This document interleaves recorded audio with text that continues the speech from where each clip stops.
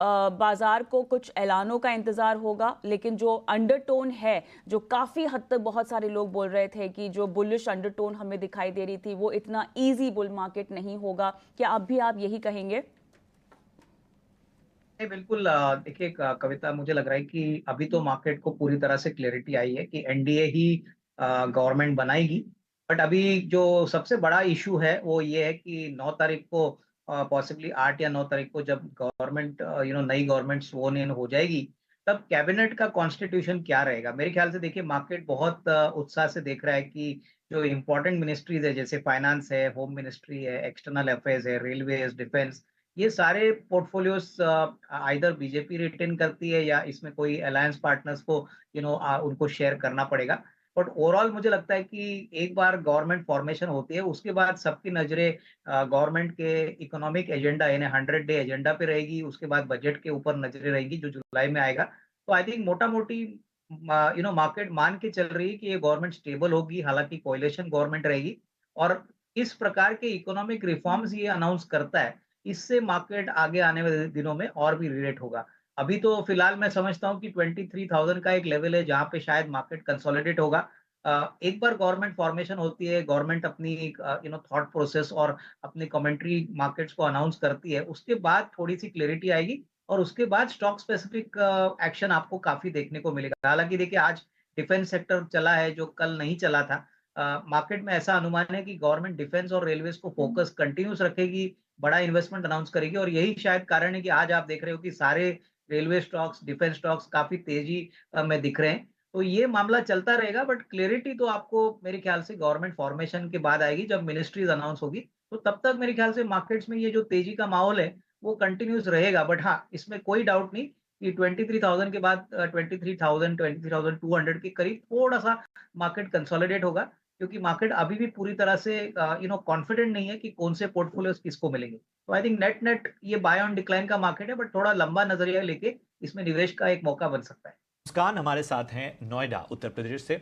मुस्कान, good morning. पूछिए, किस stock पे है आपका सवाल? हाँ जी, good morning, Prashant. So I have 67 shares of Jubilant FoodWorks, which I purchased in November 2022. जी। तो उसमें मेरा लॉस चल रहा है पिछले मतलब 8-9 महीनों से, and now running loss around 2-3,000. So I wanted to understand, my invested amount is around 37,000, 38,000 approximately. तो ठीक है। इसको मुझे कब तक स्टॉप लॉस बुक करना है या कब तक होल्ड कर सकती हूँ, या what is the projection for Jubilant FoodWorks? बिल्कुल बिल्कुल, बेहतर राय आपको देने की कोशिश करेंगे। एक बार मैं फिर से आपसे समझ लूं, 564 ये आपकी बाइंग प्राइस है ना जुबिलेंट फूड में? मुस्कान? जी हाँ जी, 567, यू आर राइट। 567, ठीक है। तो 567 बाइंग प्राइस जुबिलेंट फूड में। अविनाश जी, मैं आपके पास आना चाहूंगा। कल हमने कंजम्पशन वाली थीम को प्ले आउट होते हुए देखा और कल हमने देखा कि खासतौर पे जुबिलेंट फूड भी कल चला था। आज हम देख रहे हैं कि यहाँ पर एक प्रॉफिट बुकिंग हमें नजर आ रही है, लगभग 2.5% नीचे है ये स्टॉक का। जो हमारी दर्शक हैं मुस्कान, उनकी बाइंग प्राइस 567 है, 567 रुपए पे इन्होंने खरीदा है। बताइए क्या नजरिया बन रहा है? देखिए मुझे लगता है कि प्रशांत, जुबिलेंट फूडवर्क्स की बात करें तो क्यूएसआर स्पेस में ये सबसे बड़ा प्लेयर है, सबसे बड़ी ज्योग्राफिकल रीच है और जिस प्रकार का कंजम्पशन थीम इंडिया में चल रहा है, मेरे ख्याल से इनका प्रोडक्ट तो काफी वेल एस्टेब्लिश्ड है। और सबसे बड़ी बात, इनके पास डिसेंट प्राइसिंग पावर है।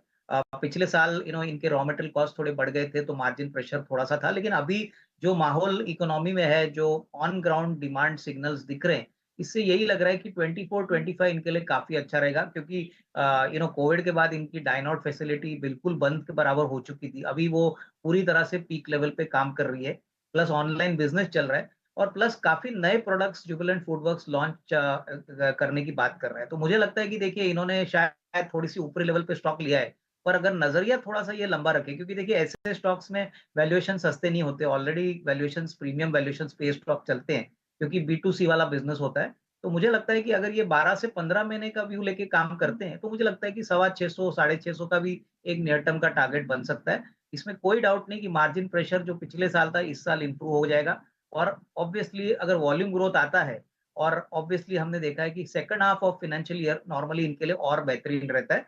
तो आई वुड सजेस्ट दैट अभी भी होल्ड करें, अगर हो सके तो थोड़ा-सा एवरेज भी कर सकते हैं। 510, 515 का अगर रेट आता है और अगर ये थोड़ा-सा एवरेज करें तो इनकी एवरेज और कम हो जाएगी। बट 12 टू 15 मंथ्स में 620, 650 का एक नियर टर्म का टारगेट बन सकता है। तो I would suggest to hold on. मुस्कान हमारे साथ बनी हुई है। मुस्कान, शायद हमने आपका दूसरा सवाल मिस किया, बताइए क्या जानना चाहती हैं? हाँ जी, सो मेरा दूसरा सवाल है, मेरे पास साउथ इंडिया बैंक है, ठीक है। जो कि मैंने अप्रैल में खरीदा था approximately at the rate of 30.68। तो ठीक। उसमें मेरे 40,000 इन्वेस्टेड है। ठीक है, एक बार और बताइए किस लेवल पे किस भाव पे लिया आपने? 40,000 पे लिया है, टोटल 30.68 पे लिया है ठीक मैंने। ठीक है, चलिए अविनाश जी जरा साउथ इंडियन बैंक पे भी राय दीजिए। इन्होंने 30 के आसपास खरीदारी की है, क्या करना चाहिए?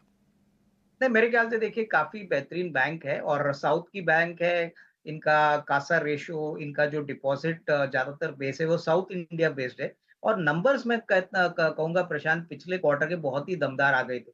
मुझे लगता है कि अगर नज़रिया अगर वापस 6 टू 12 मंथ्स का है, देखो बैंकिंग सेक्टर हमको लगता है कि बजट में जो भी गवर्नमेंट इनिशिएटिव्स अनाउंस करेंगे जुलाई में, वहाँ पे इंफ्रास्ट्रक्चर, कॉर्पोरेट कैपेक्स को लेके बहुत बड़ी अनाउंसमेंट्स होने की अपेक्षा और वहाँ पे बैंकिंग बहुत बड़ा रोल प्ले करेगा।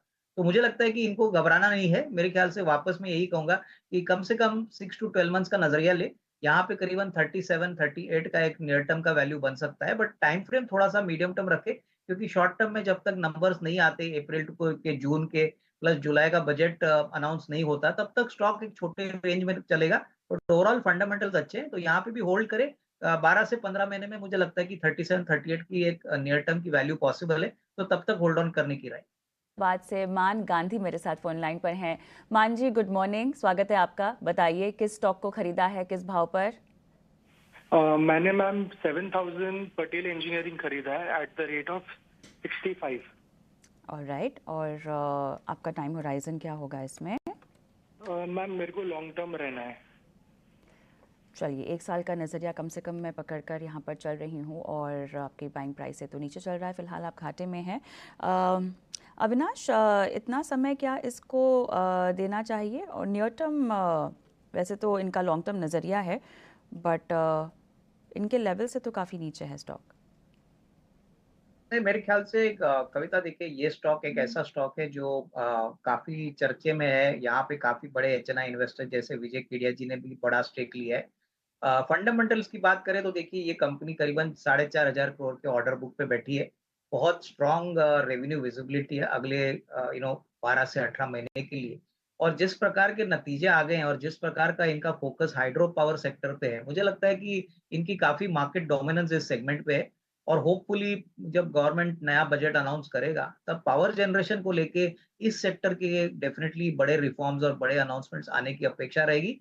तो मेरे ख्याल से देखिए अगर इनका नज़रिया 12-15 महीना है, तो मुझे तो लगता है कि इसमें कोई इनको डरने की बात नहीं है, क्योंकि ऑर्डर बुक ट्रैक्शन अच्छा है, मार्जिन भी इम्प्रूव हो रहे हैं, प्लस नए ऑर्डर्स आने की भी अपेक्षा है। तो यहाँ पे करीबन 85-90 का भी एक फेयर वैल्यू बन सकता है, but I think time frame थोड़ा लंबा रखिए, क्योंकि इन्होंने थोड़ा ऊपरी लेवल पे स्टॉक लिया है। तो मैं इनको कहूँगा 12-15 महीना होल्ड करिए, अच्छी खासी कमाई होगी, यहाँ पे होल्ड करने की राय। तो 12 से 15 महीने का अगर आप यहां पर नजरिया रखते हैं तो आपको अच्छी खासी कमाई हो सकती है। बढ़ते हैं आगे, शिवशंकर हैं मुंबई से हमारे साथ। शिवशंकर जी नमस्कार, पूछिए क्या जानना चाहते हैं? सर मैंने बीएसएल इंडस्ट्रीज का सर शेयर ले रखे हैं 51.20 प्राइस पे। तो सर अभी सर 100 शेयर है सर, तो अभी सर मैं होल्ड करूं या सर सेल करके निकल जाऊं सर? हाँ, ये तो हम आपको सलाह दे देंगे, क्योंकि आज स्टॉक का लगभग 5.6% ऊपर है। हमें बस ये बताइए कि आप कितना समय दे सकते हैं? आप शॉर्ट टर्म के इन्वेस्टर हैं या लॉन्ग टर्म में आप इस स्टॉक को रखना चाहते हैं? सर मैं लॉन्ग टर्म में रखना चाहता हूँ सर। ठीक है, लॉन्ग टर्म का नजरिया है, इसलिए अविनाश जी मैं आपके पास आना चाहता हूं। बीसीएल इंडस्ट्रीज इन्होंने 50 रुपए 51 रुपए के आसपास ही खरीदी है, मतलब अभी जिस भाव पे है उसी भाव पे इनकी खरीदी है, लेकिन लॉन्ग टर्म रखना चाहते हैं, क्या नजरिया बन रहा है? नहीं, मेरे ख्याल से देखिए बीसीएल इंडस्ट्रीज में जो सबसे बड़ा ट्रिगर पॉइंट है वो उनकी एथेनॉल फैसिलिटी है।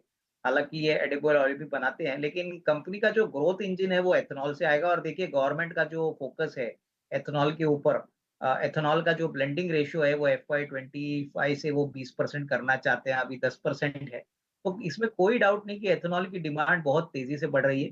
इनका जो वेस्ट बंगाल का यूनिट है वो दिसंबर में चालू हो चुका है, तो उसका पूरा इम्पैक्ट आपको आने वाले साल दैट इज FY 24-25 में देखने को मिलेगा। मुझे लगता है कि अभी इन्होंने एक हाल ही में शायद स्टॉक खरीदा है, स्टॉक प्राइस का जो प्राइस और जो CMP है वो मोर और लेस सिमिलर है।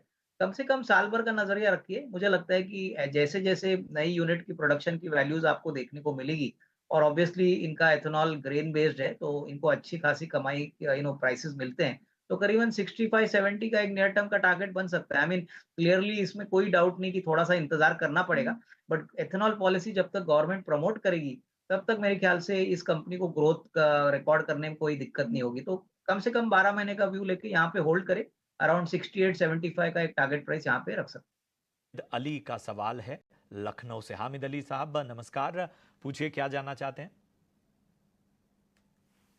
सर मैं ये जानना चाह रहा था कि मैंने NHPC का शेयर लिया है 492 रुपीज पे, तो ये कैसे होल्ड करूं या कब तक होल्ड कर सकता हूं? NHPC ना, NHPC जी NHPC। ठीक है, ठीक है। और एक सवाल सर और है, ये अशोक लेलैंड का ही मैंने लिया हुआ है, 88 शेयर है 2 to 6 के रेट पे, तो इसमें भी क्या करूं, ये भी होल्ड करूं? ठीक है, तो चलिए अब सबसे पहले तो ये है कि आपने दोनों ही स्टॉक में जिन लेवल्स पे खरीदारी की है वहां से आपको थोड़ा ही सही लेकिन आप मुनाफे में हैं। इस मार्केट में मुनाफे में रहना भी बहुत ही कह सकते हैं शुभ संकेत है। चलिए मुझे एक चीज हामिद जी बता दीजिए कि आप कितना समय दे सकते हैं इन दोनों स्टॉक को? सर अभी साल भर तक वेट कर सकता हूँ। ठीक है अविनाश जी, साल भर का नजरिया NHPC 99 रुपए की बाइंग है इनकी। बात करें अशोक लेलैंड की तो 226 रुपए पे इन्होंने खरीदा है। बताइए दोनों पर एक साल का नजरिया क्या बन रहा है? नहीं, मेरे ख्याल से देखिए दोनों शेयर्स इन्होंने काफी अच्छे चुने हैं। NHPC की बात करें तो देखो ये भी कंट्री का सबसे बड़ा हाइड्रो पावर प्लेयर है, और पावर जनरेशन की बात करें तो देखिए हाइड्रो पावर भी अभी इंक्रीजिंगली अपना शेयर ओवरऑल पावर के कंट्रीब्यूशन में इंक्रीज कर रहा है। तो मेरे ख्याल से इनको बेनिफिट तो उनके एक्सपांशन तो मिलेगा ही, लेकिन गवर्नमेंट भी चाह रही है ज्यादा से ज्यादा हाइड्रो पावर ऑप्शन के ऊपर से भी पावर जनरेट करे। तो इसमें कोई डाउट नहीं कि कंपनी का आने वाला जो कम से कम 12-15 महीने का जो आउटलुक है वो काफी पॉजिटिव है। इनफैक्ट कंपनी ने नंबर्स भी अच्छे दिखाए। तो मेरे ख्याल से इनकी बाइंग प्राइस और जो कॉस्ट मार्केट प्राइस है वो ज्यादा कोई डिफरेंस नहीं है। तो यहाँ पे मैं समझता हूँ कि साल भर अगर ये होल्ड कर सकते हैं तो 145-150 का एक नियर टर्म का फेयर वैल्यू बन सकता है, तो यहाँ पे होल्ड करे। रही बात अशोक लेलैंड की, तो देखिए इकोनॉमी काफी जोर से चल रही है, और जब भी इकोनॉमी में इंप्रूवमेंट आती है तभी ऑटो सेक्टर और कमर्शियल व्हीकल सेक्टर इसका एक क्लियर सिग्नल होता है। इस साल हमको लग रहा है कि कमर्शियल व्हीकल्स कम से कम 15-16% की ग्रोथ रहेगी। प्लस अशोक लेलैंड डिफेंस में भी काफी बड़ी मात्रा में काम करता है। तो यहाँ पे भी मैं यही कहूंगा कि थोड़ा लंबा समय रखिए, 12-15 महीने। कंपनी बहुत अच्छा काम कर रही है, अच्छे नए प्रोडक्ट्स भी लॉन्च कर रही है। तो यहाँ पे भी करीबन 270-275 का एक फेयर वैल्यू बन सकता है, तो यहाँ पे होल्ड करने की है। हमारे एक दर्शक हैं झरिया से, अमन राज नाम है उनका, और इन्होंने बहुत बेसिक सवाल पूछा है। और शेयर बाजार सबका अधिकार का मकसद यही है कि आपके बेसिक से बेसिक सवालों का हम जवाब देंगे। अविनाश जी, इस सवाल का जवाब मैं आपसे चाहूंगा। 50,000 रुपए ये अगले 3 साल के लिए चुनिंदा स्टॉक्स में इन्वेस्ट करना चाहते हैं, बताएं क्या सलाह होगी? 3 साल का इनका नजरिया है, 50,000 रुपए निवेश करना चाहते हैं। देखिए मेरे ख्याल से इनको लार्ज कैप में ही ज्यादा पैसा लगाना चाहिए। मेरे ख्याल से मैं चाहूंगा कि लार्सन एंड टूब्रो जो एक अच्छा कॉम्बिनेशन है डिफेंस का, कैपिटल गुड्स, इंफ्रास्ट्रक्चर का, तो यहाँ पे ये थोड़ा पैसा लगा सकते हैं। मुझे लगता है कि अभी करीबन 3400 चल रहा है, काफी अच्छी एंट्री लेवल प्राइस हो सकती है 3450, 3500 के पास में। और दूसरा शेयर जो डिफेंस सेक्टर का है, क्योंकि डिफेंस एक ऐसा सेक्टर है जो मुझे लगता है कि बहुत ही अच्छी ग्रोथ आने वाले 2-3 साल के लिए आपको मिलेगी, वो रहेगा भारत इलेक्ट्रॉनिक्स। इमीडिएटली जब इलेक्शन का रिजल्ट आया था तभी ये शेयर 19-20% गिरा था, लेकिन आज वापस ऊपर आया है। यहाँ पे भी करीबन 275-280 का जो रेंज है वहां पे अगर ये एक्यूमुलेट करते हैं तो करीबन 350-360 का एक नियर टर्म का टारगेट बन सकता है। अगेन ये नियर टर्म का टारगेट्स है, अगले 2-3 साल के तो टारगेट्स और भी अच्छे रहने की पॉसिबिलिटी है। तो एक डिफेंस का हो गया, एक कैपिटल गुड्स, डिफेंस और इंफ्रा का हो गया, और तीसरा मैं इनको यही कहूंगा कि शेयर जो मुझे अच्छा लग रहा है वो है टाटा मोटर्स। देखिए ऑटो सेक्टर में ये काफ़ी बड़ा प्लेयर है, both passenger car as well as commercial vehicles में। अभी तो जेएलआर का बिज़नेस और जो पैसेंजर कार का बिज़नेस है वो डीमर्ज होने वाला है। तो करीबन 950 945 और 950 के बीच में अगर ये लेते हैं, तो अगले 3 साल के लिए बहुत ही बेहतरीन नंबर मिलेंगे। प्लस इनको 2 कंपनियाँ मिलेंगी, एक कमर्शियल व्हीकल की, एक पैसेंजर कार जो जेएलआर का बिज़नेस है और इसके बाद मुझे लगता है कि अच्छी री-रेटिंग स्टॉक में देखने को मिलेगी। तो ये 2-3 जो विकल्प है, ये थोड़ा-थोड़ा करके अपने रिस्क के हिसाब से आप एलोकेट कर लीजिए, पर नज़रिया कम से कम 2-3 साल का रखिए, अच्छी खासी कमाई तीनों शेयर्स में। चलिए 2-3 साल का नज़रिया तो खैर आपको यहाँ पर रखने की सलाह दी जा रही है। अगले दर्शक भी हमारे साथ फ़ोन लाइन पर जुड़ गए हैं, रंजीत असम से। नमस्कार। हाँ जी, नमस्कार मैम। बताइए सर, किस स्टॉक में खरीदारी कर रखी है आपने? मैंने हिंद कॉपर और भारत इलेक्ट्रॉनिक मैम। दोनों के लेवल्स बताएंगे सर? हाँ, तो मैंने हिंद कॉपर 22 शेयर आपका 255 में खरीदा था और भारत इलेक्ट्रॉनिक मैंने खरीदा था 22 शेयर 210 में खरीदा था। ठीक है, 255 में हिंद कॉपर और भारत इलेक्ट्रॉनिक्स आपने 210 पे लिया हुआ है। अब बताइए सर, आपको कितना होल्ड करना है इसमें, कितने समय तक रुकने का मुझे है? तो 2 साल के लिए होल्ड करना है और मैं एक न्यूज़ देखता हूँ, आप फॉलो करता रहता हूँ इस चैनल को, तो मैं देखता हूँ कभी यह हिंद कॉपर के बारे में आप लोग बोलते ही नहीं है मैम। अब आपने सवाल पूछा है ना, बिल्कुल अब बोलेंगे और लगे हाथ तो वो तमाम दर्शक भी जान पाएंगे इस स्टॉक के बारे में। बहुत बहुत धन्यवाद आप हमें लगातार फॉलो करने के लिए और हमसे सवाल भी पूछने के लिए। लंबा नजरिया है तो अविनाश के पास ही मैं जाऊंगी। अविनाश, दोनों पर ही आपकी राय चाहेंगे। देखिए, इन्होंने बहुत ही अच्छे लेवल पे हिंदुस्तान कॉपर का शेयर खरीदा है। मुझे लगता है कि देखिए अभी कॉपर की रैली शुरू हो चुकी है। कॉपर एक ऐसा मेटल है जो not only normal electrical applications के लिए यूज़ होता है, बट इवन इलेक्ट्रिक व्हीकल्स में इसकी काफ़ी मात्रा में यूज़ होती है। तो मुझे लगता है कि देखिए इंडिया का सबसे बड़ा प्लेयर है। कॉपर के प्राइसेज़ अभी काफ़ी सिग्निफिकेंटली बढ़ चुके हैं, लेकिन अभी भी ऐसा माना जा रहा है कि सप्लाई डेफिसिट बहुत है, डिमांड बहुत तेज़ी से बढ़ रही है। तो मुझे लग रहा है कि इनको अभी कोई भी शेयर बेचना नहीं चाहिए। अगले 12-15 महीने का अगर ये पोज़ीशन होल्ड करते हैं, तो मुझे लगता है कि ये 390, 400 प्लस लेवल्स भी हिंदुस्तान कॉपर दिखा सकता है। तो आई थिंक यहाँ पे होल्ड करने की राय। और कविता, दूसरा शेयर कौन-सा था? If you can please tell me. Bharat Electronics 210 BL. देखिए, भारत इलेक्ट्रॉनिक्स तो मैंने अभी आपके चैनल पे कहा कि बहुत ही बेहतरीन विकल्प है, अगर लंबी अवधि के लिए रखना है। तो यहाँ पे हमारा जो फेयर वैल्यू है अगले 12-15 महीने में वो कम से कम ₹340-350 है। तो इन्होंने एंट्री लेवल भी बहुत अच्छी ली है और डिफेंस एक ऐसा सेक्टर है जो हमको लगता है कि आने वाले 1.5-2 साल में बहुत अच्छा रहेगा। प्लस 75,000 करोड़ की इनकी कंपनी की ऑर्डर बुक है, बिल्कुल कर्जा मुक्त है। तो यहाँ पे होल्ड करें। आई थिंक यहाँ पे अभी बेचने की ज़रूरत नहीं है, लेकिन हाँ, अराउंड 12 टू 15 मंथ्स में टारगेट प्राइस करीबन 340-350 हमारा मानना है। चलिए, तो आपको दोनों में ही होल्ड करने की सलाह दी जा रही है। अच्छी बात यह है कि आपने बहुत अच्छे लेवल्स पर दोनों ही कंपनियों में खरीदारी कर रखी है। और YouTube पर भी लगातार सवाल आ रहे हैं। सरोज कुमार तिवारी हैं, इनका सवाल है और इनका सवाल 2 स्टॉक्स पे है। अविनाश जी, इस पे आप राय दीजिए। एक तो IOC पर राय जानना चाहते हैं, 175 की इनकी बाइंग है, 175 की। दूसरा स्टॉक जो इन्होंने जिस पर सलाह मांगी है वो है SJVN। यहां पर इन्होंने 137 की बाइंग की है। तो IOC 175 की बाइंग है इनकी और SJVN 137 की बाइंग है। मीडियम से लॉन्ग टर्म व्यू इनका नजरिया है। बताइए क्या करना चाहिए? नहीं, मेरे ख्याल से देखिए आईओसी की पहली अगर हम बात करें तो मुझे लग रहा है कि डेफिनेटली ऑयल मार्केटिंग कंपनीज का पिक्चर जो है वो काफी स्टेबल लग रहा है। पहली बात तो देखिए इनके जो सबसे बड़े 2 कस्टमर सेगमेंट्स होते हैं, एविएशन और ऑटोमोबाइल। यहाँ पे हमने देखा है कि पिछले 2-3 क्वार्टर से थ्रूपुट भी बढ़ रहा है, क्रूड के प्राइसेस भी अभी काफी स्टेबल हो चुके हैं। तो मुझे लग रहा है कि डिविडेंड यील्ड तो अट्रैक्टिव पॉइंट है ही आईओसी का, बट इस साल दैट इज FY25 में आपको प्रॉफिटेबिलिटी कंपनी अच्छा रिकॉर्ड करेगी, ऐसा संकेत मिल रहा है। तो कहीं न कहीं जो डाउनस्ट्रीम प्लेयर्स है, जैसे आईओसी है, मुझे लगता है कि यहाँ पे आपको होल्ड करना चाहिए। करीबन 225-230 का एक नियर टर्म का टारगेट बन सकता है अगर आपका नज़रिया 12-15 महीने डेफिनिटली पॉजिटिव आउटलुक है। और दूसरी कंपनी कौन-सी कही थी प्रशांत? अगर if you can please tell me. SJVN sir, SJVN। तो ये इन्होंने SJVN 137 पे खरीदा है, 137 पे। देखिए एसजेवीएन भी मुझे लगता है कि जो रिन्यूएबल और ग्रीन एनर्जी स्पेस है, वहाँ पे काफ़ी बड़ा मात्रा में इन्वेस्टर्स पॉजिटिव है। और मुझे लग रहा है कि हालांकि देखिए स्टॉक में थोड़ा कंसोलिडेशन जरूर देखने को मिला है, क्योंकि निचले लेवल से स्टॉक बहुत चल चुका है। अगर नजरिया आपका यहाँ पे थोड़ा सा लंबा है, 1.5 साल का नजरिया आप रखते हो, तो मुझे लग रहा है कि आपको अच्छी कमाई होगी, शॉर्ट टर्म में नहीं but medium to long term में। मुझे लगता है कि ये यूनिकली पोजिशंड है और गवर्नमेंट भी चाहेगी कि ज्यादा से ज्यादा रिन्यूएबल और जो ग्रीन एनर्जी के पावर के सोर्सेज है वहां पे पॉजिटिविटी और इंसेंटिव्स दिए जाए।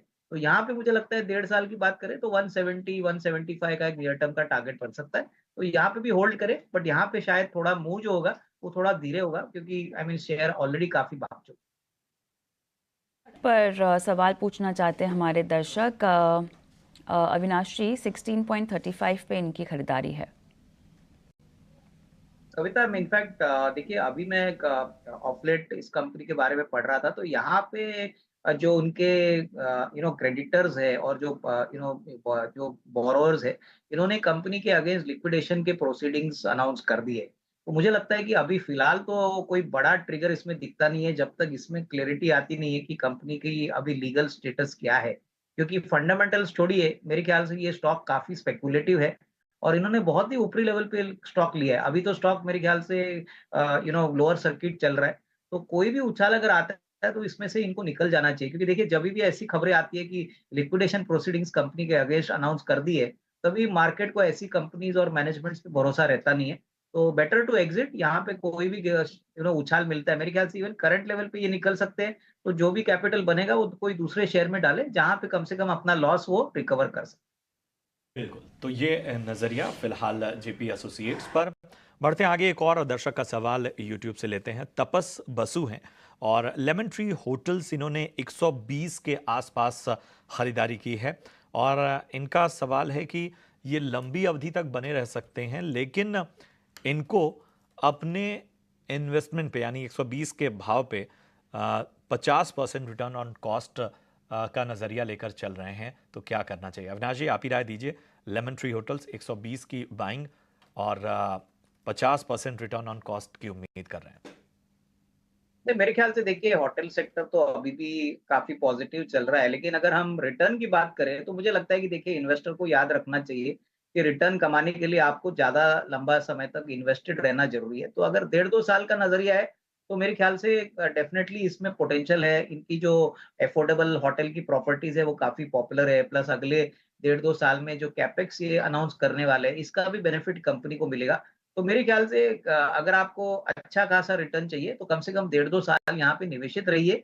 थोड़ा सा पेशेंस रखिए, क्योंकि ये स्टॉक काफी धीरे चलता है, बट जब चलेगा तभी काफी अच्छा चलेगा। तो keep a time frame of 1.5 to 2 years, अच्छी खासी रिस्क रिवॉर्ड आपको मिलेगी। इंडिया के नंबर 1 ब्रोकरेज जीरोधा के साथ जुड़िए, जहां पर आपका ब्रोकरेज कुछ भी नहीं लगेगा। ब्रोकरेज लगेगा तो सिर्फ इंट्राडे ट्रेड में, वो भी सिर्फ 20 रुपए। तो दोस्तों, अकाउंट ओपनिंग की लिंक डिस्क्रिप्शन में है, जाए लिंक पर क्लिक करके जीरोधा में अकाउंट ओपन करवाएं।